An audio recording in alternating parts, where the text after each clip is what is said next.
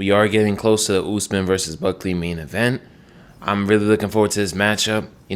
Regardless of, the 0-3 skid Usman's on, to sleep on him is something you really shouldn't do, because the championship level experience, the 5-round main event experience, and headlining pay-per-view experience could definitely play a big part in how he could definitely beat Buckley by wearing him down.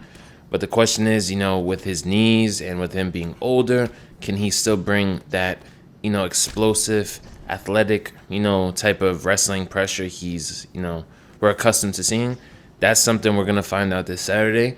But for the most part, he's going to really have to take it easy in the first round or two, because that's where Buckley's going to be most dangerous.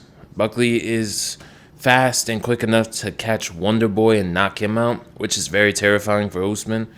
Usman's not going to be as fleet-footed as Wonder Boy, so he's going to have to be very, very defensively responsible and make sure he doesn't get cracked with anything. If he gets cracked once, that could literally just be the end of the fight.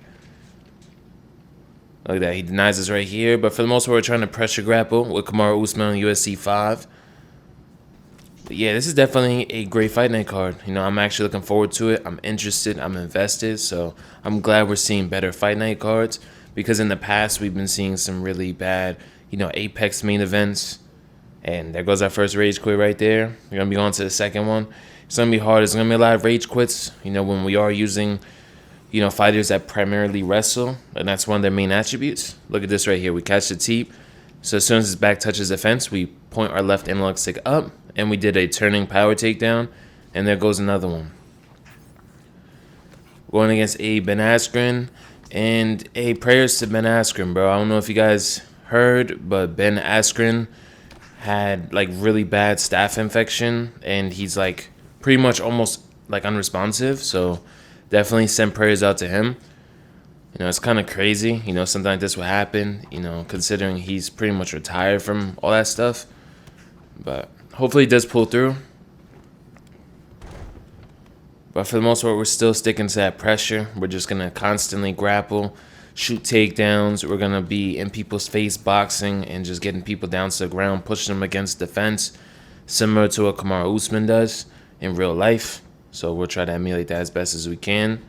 Because sometimes if you get your takedowns stuffed quite a few times, you lose a lot of cardio, even with great wrestlers like Usman, Habib, Cain Velasquez. You'll still get tired. But these knees to the body are devastating to the stamina and to the body health, of course. And Kamaru Usman has 5-star body knees from side control. So yeah, definitely going to be using those to wear him down, make the body easier to rock, lower his stamina. But let me know what you guys think in the comments down below, who you got in this matchup. Of course, your opinions matter too. But for me, I think I might have Buckley winning this one. But I wouldn't be surprised seeing Kamaru Usman win this by a decision, maybe losing the first round or two, and then picking it up in rounds 3, 4, and 5. I could definitely see that. I mean, if he could survive the onslaught of, Khamzat Chimaev, that's a warrior right there. He was able to survive the onslaught, similar to how Burns did. That's not an easy feat by any means, because you saw how he ran through Robert Whittaker. And let's not forget that Kamaru Usman, that was a very short notice Kamaru Usman, and that fight was at 185. And he never fought at 185 before, so I'm sure if he bulked up properly, even though he might have looked good, that doesn't mean he was ready to fight at 185. That usually would take a couple months of extra preparation.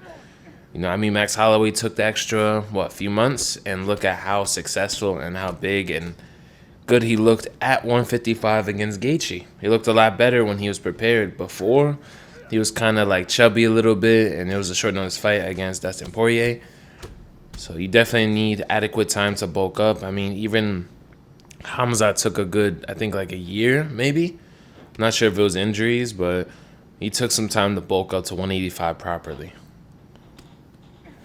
But man, Buckley is crazy, seeing him lose a decent amount at middleweight and then come down to welterweight and just be on a tear. I think he's still undefeated, if I'm not mistaken. Is just crazy. We'll move on to the next round, though. But yeah, that jab and that cross, 5 stars, 96 power. This is prime Kamaru Usman. So it's definitely some devastating power, along with our 97 cardio. Crazy takedowns. We have like 5-star single and double legs, I'm pretty sure. Still taking my time. Try to counter his counterattack right there, but he was able to block it.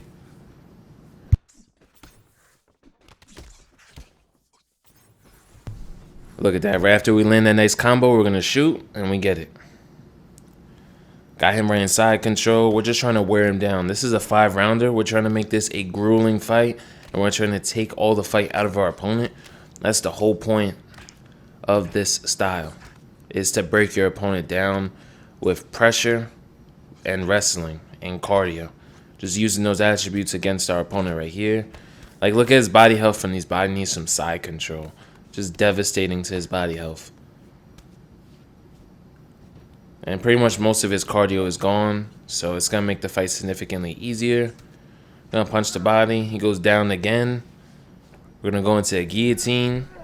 Let's see which direction he goes to. We're going to just keep cooking his stamina by holding R1. I just want to see when he's going to move.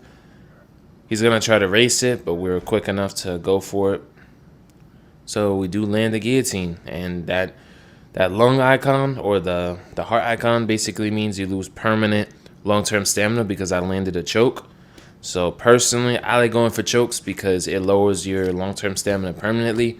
I'm not really a block breaker, so doing arm bars, I'll only do it like right here, for example, sometimes when I rock people in full mount.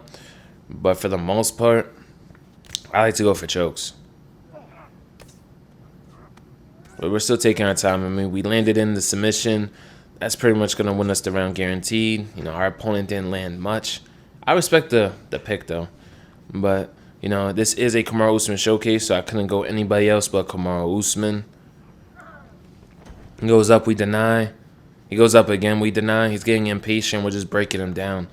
We're going to put him in another guillotine. We're going to cook his stamina, see if he moves. He doesn't move at all. We have a lot of stamina, so our transition is just a little bit faster. It's one more submission away from getting submitted.